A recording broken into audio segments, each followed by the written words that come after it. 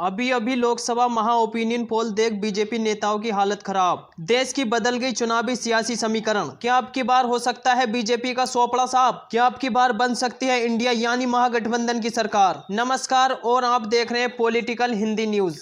आप सभी का ओपिनियन पोल 2024 में हार्दिक स्वागत है। जैसा कि आप सब जानते हैं कि 2024 के अप्रैल तक लोकसभा चुनाव होने वाले हैं और हम इस वीडियो में लोकसभा चुनाव ओपिनियन पोल 2024 के बारे में बात करने वाले हैं और हम इस ओपिनियन पोल के माध्यम से जानने वाले हैं कि अब की बार देश का प्रधानमंत्री कौन बन सकता है। क्या अब की बार नरेंद्र मोदी तीसरी बार प्रधानमंत्री बनेंगे या अब की बार महागठबंधन यानी इंडिया की सरकार बनेगी? और मैं देश की जनता से पूछना चाहता हूँ कि अब की बार देश का प्रधानमंत्री किसे देखना चाहते हैं? क्या आप अब की बार केंद्र में तीसरी बार नरेंद्र मोदी को प्रधानमंत्री देखना चाहते हैं या फिर अब की बार राहुल गांधी को प्रधानमंत्री देखना चाहते हैं या किसी अन्य दल नेता को अपना प्रधानमंत्री देखना चाहते हैं? कमेंट करके जरूर बताएं, क्योंकि जनता की राय लोकतंत्र को मजबूत बनाने के लिए महत्वपूर्ण होती है। इसीलिए अपनी राय अवश्य दें। चलिए शुरू करते हैं और देखते हैं सबसे पहला राज्य। लेकिन उससे पहले मैं आपको जानकारी के लिए बता दूं कि देश में लोकसभा की कुल 543 सीटें हैं और किसी भी पार्टी को पूर्ण बहुमत की सरकार बनाने के लिए 272 या उससे अधिक सीटें जीतने की आवश्यकता होती है। चलिए दोस्तों वीडियो को शुरू करते हैं। अभी अभी आए ओपिनियन पोल को विस्तार से समझते हैं। सबसे पहला राज्य आता है उत्तर प्रदेश। उत्तर प्रदेश में लोकसभा की कुल 80 सीटें हैं, जिसमें से बीजेपी के खाते में 45 जबकि वहीं पर महागठबंधन के खाते में 35 लोकसभा सीट जाती दिख रही हैं। और आमतौर पर ऐसा माना जाता है कि जो पार्टी उत्तर प्रदेश में सर्वाधिक सीटें जीतेगी वही पार्टी केंद्र में भी अपनी सरकार बनाएगी। लेकिन अब की बार आंकड़े कुछ उल्टे होते नजर आ रहे हैं। पूरे ओपिनियन पोल को देखिए और आपको पता चल जाएगा कि कौन देश में सरकार बनाने जा रहा है। चलिए इसी के साथ यदि हम बात करते हैं बिहार राज्य की। बिहार राज्य में लोकसभा की कुल 40 सीटें हैं।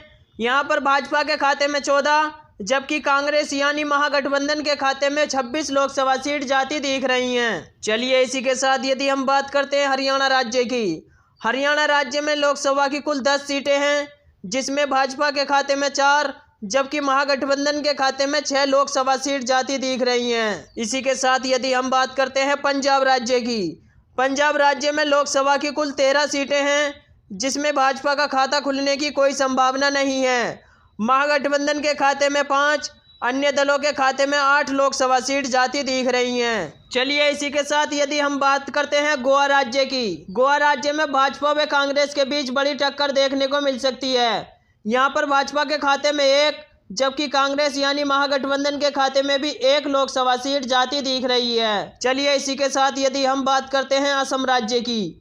असम राज्य में लोकसभा की कुल 14 सीटें हैं। यहाँ पर भाजपा के खाते में 9 जबकि महागठबंधन के खाते में 5 लोकसभा सीट जाती दिख रही हैं। यानी कि ये कहें असम राज्य में महागठबंधन को काफी नुकसान का सामना करना पड़ सकता है। चलिए इसी के साथ यदि हम बात करते हैं छत्तीसगढ़ की। छत्तीसगढ़ में लोकसभा की कुल 11 सीटें हैं। यहाँ पर भाजपा के खाते में 5 जबकि कांग्रेस के खाते में 6 लोकसभा सीट जाती दिख रही है। चलिए इसी के साथ यदि हम बात करते हैं तमिलनाडु की। तमिलनाडु में लोकसभा की कुल 39 सीटें हैं। यहाँ पर भाजपा के खाते में 13 जबकि कांग्रेस के खाते में 26 लोकसभा सीट जाती दिख रही हैं। तमिलनाडु में भी महागठबंधन को काफी फायदा होता नजर आ रहा है, जबकि भाजपा को यहाँ नुकसान का सामना करना पड़ सकता है। चलिए इसी के साथ यदि हम बात करते हैं केरल राज्य की। केरल राज्य में लोकसभा की कुल 20 सीटें हैं। यहाँ पर भाजपा के खाता खुलने की कोई संभावना नहीं है। यहाँ पर भाजपा की लुटिया डूबती नजर आ रही है, जबकि महागठबंधन को यहाँ पर 20 में से 12 लोकसभा सीट जाती दिख रही हैं। जबकि अन्य दलों की बात करें तो अन्य दलों के खाते में 8 लोकसभा सीट जाती दिख रही हैं। चलिए इसी के साथ यदि हम बात करते हैं तेलंगाना राज्य की। तेलंगाना राज्य में लोकसभा की कुल 17 सीटें हैं। यहाँ पर भाजपा के खाते में 4 जबकि महागठबंधन के खाते में 13 लोकसभा सीट जाती दिख रही हैं। यानी तेलंगाना राज्य में भी भाजपा को भारी नुकसान का सामना करना पड़ सकता है कि महागठबंधन को यहाँ पर फायदा होता नजर आ रहा है। चलिए इसी के साथ यदि हम बात करते हैं मणिपुर राज्य की। मणिपुर राज्य में लोकसभा की कुल 2 सीटें हैं। यहाँ पर भाजपा का खाता खुलने की कोई संभावना नहीं है। जबकि कांग्रेस यानी महागठबंधन के खाते में 2 की 2 मणिपुर की लोकसभा सीट जाती दिख रही हैं। चलिए इसी के साथ यदि हम बात करते हैं मध्य प्रदेश की, मध्य प्रदेश राज्य में लोकसभा की कुल 29 सीटें हैं। यहाँ पर भाजपा के खाते में 7, जबकि कांग्रेस यानी महागठबंधन के खाते में 22 लोकसभा सीट जाती दिख रही हैं। यानी भाजपा को मध्य प्रदेश राज्य में काफी नुकसान का सामना करना पड़ सकता है, जबकि महागठबंधन को काफी फायदा होता नजर आ रहा है। चलिए इसी के साथ यदि हम बात करते हैं त्रिपुरा राज्य की, त्रिपुरा में लोकसभा की कुल 2 सीटें हैं।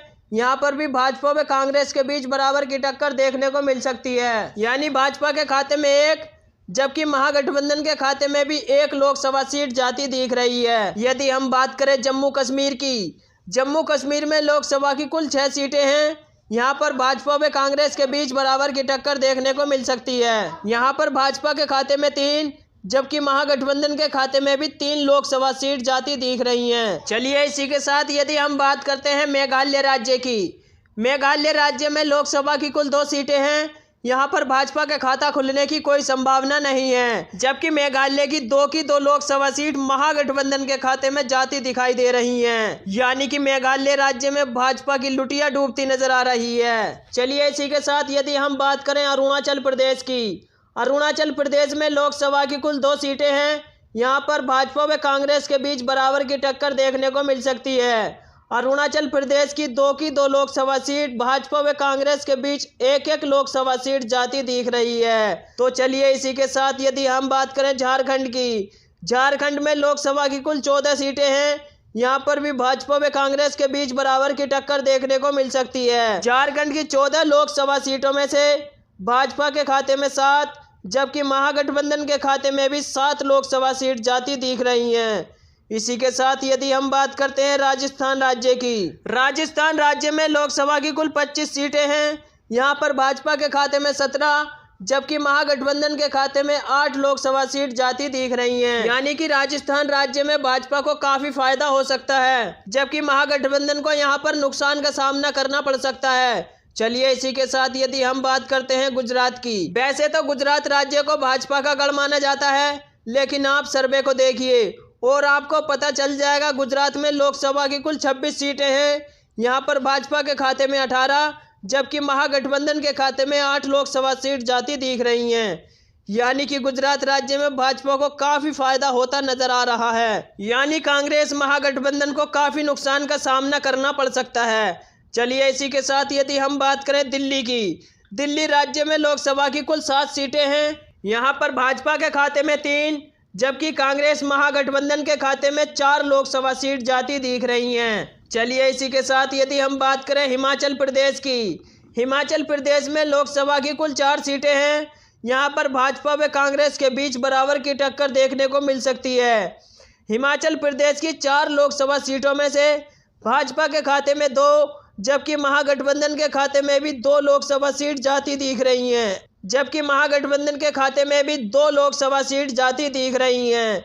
चलिए इसी के साथ यदि हम बात करें उड़ीसा राज्य की, उड़ीसा राज्य में लोकसभा की कुल 21 सीटें हैं। यहाँ पर भाजपा के खाते में 2, जबकि कांग्रेस यानी महागठबंधन के खाते में 3 लोकसभा सीट जाती दिख रही हैं। यदि वही बात करें हम अन्य दलों की, अन्य दलों के खाते में 16 लोकसभा सीट जाती दिख रही हैं। चलिए इसी के साथ यदि हम बात करें पश्चिम बंगाल की, पश्चिम बंगाल में लोकसभा की कुल 42 सीटें हैं।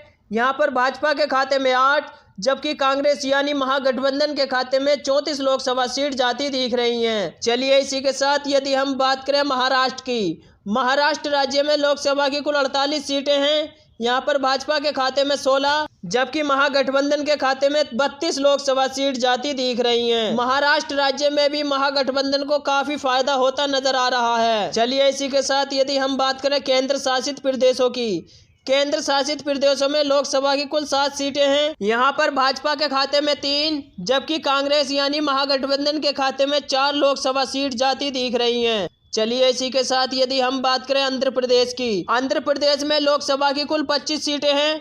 यहाँ पर भाजपा के खाता खुलने की कोई संभावना नहीं है। आंध्र प्रदेश की 25 लोकसभा सीटों में से महागठबंधन के खाते में 10, जबकि अन्य दलों के खाते में 15 लोकसभा सीट जाती दिख रही है। यानी कि इसमें भाजपा की लुटिया डूबती नजर आ रही है। इसमें आपने 543 सीटों का सर्वे विस्तार से जाना कि भाजपा के खाते में 204 जबकि महागठबंधन के खाते में 286 लोकसभा सीट जाती दिख रही हैं। चलिए यदि हम बात करें अन्य दलों के खाते में 53 लोकसभा सीट जाती दिख रही हैं। इस ओपिनियन पोल के आधार पर हम कह सकते हैं कि कांग्रेस यानी महागठबंधन अपनी सरकार बनाने जा रहा है। और आपको क्या लगता है? जनता की राय लोकतंत्र को बनाने के लिए महत्वपूर्ण होती है। अपनी राय कमेंट बॉक्स में अवश्य लिखें। यदि दोस्तों आपने हमारे चैनल को सब्सक्राइब नहीं किया है तो प्लीज चैनल को सब्सक्राइब कर लें। बेल आइकन को प्रेस जरूर कर दें क्योंकि नई वीडियो का नोटिफिकेशन आप तक पहुंचता रहे।